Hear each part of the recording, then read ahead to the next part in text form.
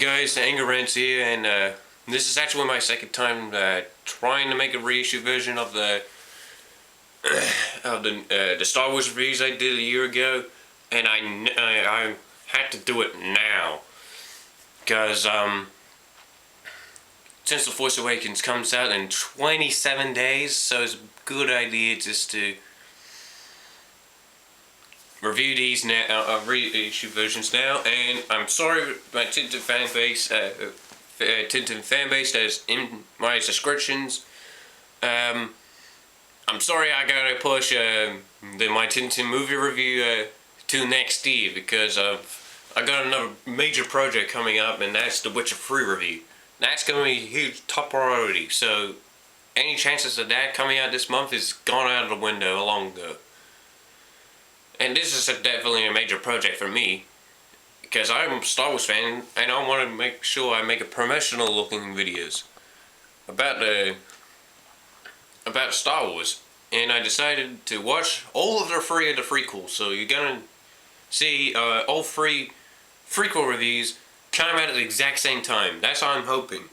So I get straight to it. Alright, episode 1, The Phantom Menace. Basically stars Liam Neeson himself, and yes, I did criticize him for doing Taken 3, but it doesn't deny him as a great actor. I'm back.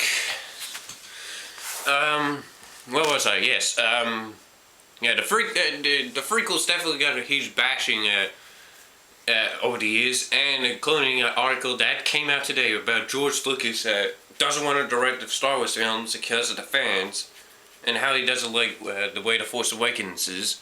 But sometimes you gotta say to yourself, maybe he's better off without me. I will link that article for yourself to read. That's my quick thoughts. It's better. Sometimes things are better without the creator. I thought you had helped J.J. Abrams with the planets. If it was you helping him with the planets, great. But if not, that's kind of disappointing. Now let's get back to the review, shall we?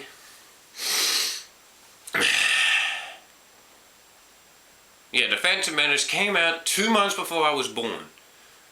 And I was in my mom's belly back then when it came out, so I had no idea what was the Star Wars reaction like. I was too small, or not that intelligent enough back then just to remember the memories of Star Wars, but yeah, I haven't seen it when I was young baby, but I did watch it when I was like around 6. Always watch them in episodic order all the time, and I never get bored watching them. And I will give my review, and then I will talk a little bit of the issues that I heard, and I will give my 5 cents. Now let's get straight to the review. Phantom Menace basically is about the Trade Federation blockading the whole entire planet on Naboo. And it's causing huge issues for the Republic, because they're part of the Senate.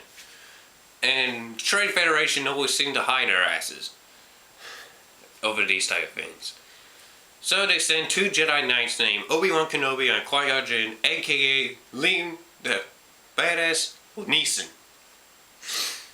Comes in, and the negotiations was short, as Obi-Wan said in the film. And the film surprisingly makes me enjoy the film when I was young. I never got bored once. I always enjoyed the visuals back then. And now looking upon it as a little bit critical in what I watch, it still holds up to me. I still like it, but it's just something about it just keeps making me love it a lot. And despite John Campea or Jeremy Jahns or Chris Stuckman to believe that the prequels suck, hear my view of it, because the prequels are awesome. And at their points it sounds a little bit hypocritical. What if you hear the fanboy talking about the new Star Trek films? That's what I bring in comparison to the new Star Trek films to the prequels. They're both fan bases hate the new versions. Let's hope The Force Awakens doesn't get that type of treatment. Especially me, because I love the prequels so much and originals. I'll probably get annoyed over if they made Finn not a Jedi, or kill him off, probably. I know it's all speculation. If it does happen, hopefully they did it right. Because I hate one of the major characters in the film, or new character, gets killed off immediately. But even though Liam Neeson does die in this film, and I should have said spoilers for episode 1 if you haven't seen it already, but I imagine you should before watching this review, because I'll be talking spoilers about the film, and I will try to encourage you to watch the prequels as well as the original trilogy. But my recommendation for viewing order is just to watch the original trilogy and then to watch episode 7. That's up to you. If you dismiss the prequels altogether, just watch the bloody prequels, because you don't even know what you're talking about at times. I even talked to a PSN friend of mine and talking about Star Wars. I was like, jeez, don't listen to the hate, just watch it. And then make your own opinion. That's what I always do when I see films. I make my own opinion. The last time I buy in the critics' criticism over the film was Good Day to Die Hard. Ever since then, I always criticize films that I feel that are bad, or deserve to be bad. Like Paper Planes. It's a shit film, but it does have some redeeming qualities. That's why I gave it a 2.5. I know in my worst 2014 list if I ever make one. But back to Star Wars. Yeah, pretty much after that point, that's the whole film after saving Jar Jar Binks. Which I agree, he's definitely the worst character ever. What is George Lucas thinking making him? Didn't he realize that everyone will go, oh, Jesus Christ, and all that? Jeez, Star Wars fans make me laugh sometimes. How much Star Wars, the original trilogy, blinded them. Now let's get to what I liked about the film. The visuals back then are great. The CGI used in the film look amazing. Even though it looks old now, but back then it looks great. And point out to the nostalgia critics good things about the prequels. This is the original trilogy fans need to listen to this. Today we can make worlds that we can think in our heads. We cannot keep using real locations a lot. What if we need to make an all-city planet? We need CGI for that. We cannot use like New York and then change it to change the city to CGI. But the best case of that was The Fifth Element. They made the whole entire city all modeled. But that's just at my point if they want to continue to use it practical. The fight choreograph looks great. Especially the Darth Maul versus Obi-Wan and Qui-Gon. They look great. The performances by Liam Neeson and Ewan McGregor are great. To me, that is. They're easily selling me as a master and apprentice of what they're given. And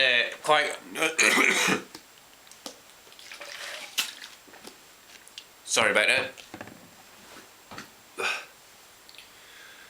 And I find the political stuff pretty interesting. I don't know why people find these boring, but I'm gonna ask you, has every film bore you in your life? Political scenes are like a few minutes long. What are you talking about? I think the Chancellor, they just wanted Star Wars, not the political stuff. I don't care, to be quite honest. I don't care if there's political stuff in The Force Awakens. There's definitely going to be political stuff. Like meetings. Meetings is a political stuff. To exchange ideas and then get a conclusion. Now back to my pros, see if I can come up with more. Darth Maul looks great. Ray Park, the one who plays him, you probably recognize him for his works as Toad in the first X-Men movie. If I got that correct. And if I don't, feel free to castrate me in the comments. Always like to hear criticisms of my works so I can make myself better. What else is there? like it. I like the battle sequences that look pretty good to me, but it didn't age well. Like Jar Jar CGI effect in Naboo, and among the trees, it doesn't look great as it used to be. I think that's pretty much it for the pros, and rest of the cons is what you expect. Jar Jar, overused CGI. Oh yeah, one more pros. The pod race, it looks CGI, it looks amazing, and the sound design looks great too. Now back to the cons. Jar Jar. Sometimes the overuse of CGI. CGI doesn't age well if you watch the Blu-ray versions. Like I have. I look at Jar Jar and went, oh geez, he didn't really age well, and he deserved it. The acting can be horrible at times, including, "Are you an angel?" line from Jake Lloyd, and especially Jake Lloyd and Keira Knightley and all the other actors in the film. The others are just crap, except for Uma Thurman.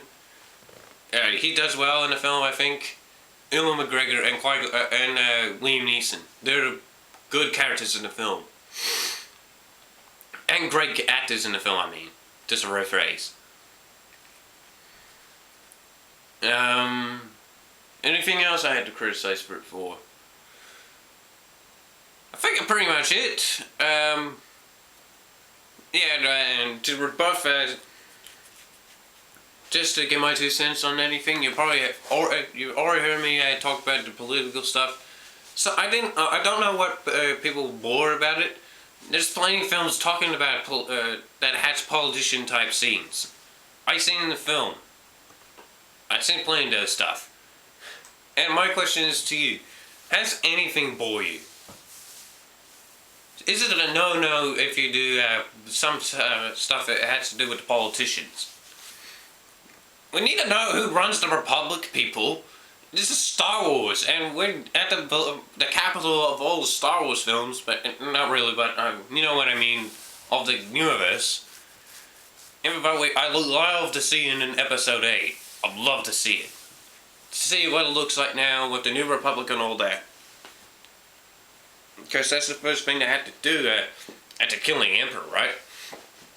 They had to go back to Coruscant, capture it, and then start a new hope. Upon the galaxy until the First Order screws things up. Yeah, the rating I will give to this film, I'll be honest this time, I figure I gave the prequels an average of 4 last time, and I gave 3.5 of Phantom Menace. I think 3.5 again for Attack of the Clones, and 4.5 for Revenge of the Sith. And let's get straight to my next review of Star Wars Marathon. And by the way, guys, I'm not gonna do the original trilogy reviews until I've done the prequels.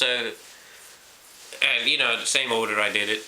So let's get. Hopefully, you can see me in the next video talking about the Star Wars, but it's Attack of the Clones. See you guys there.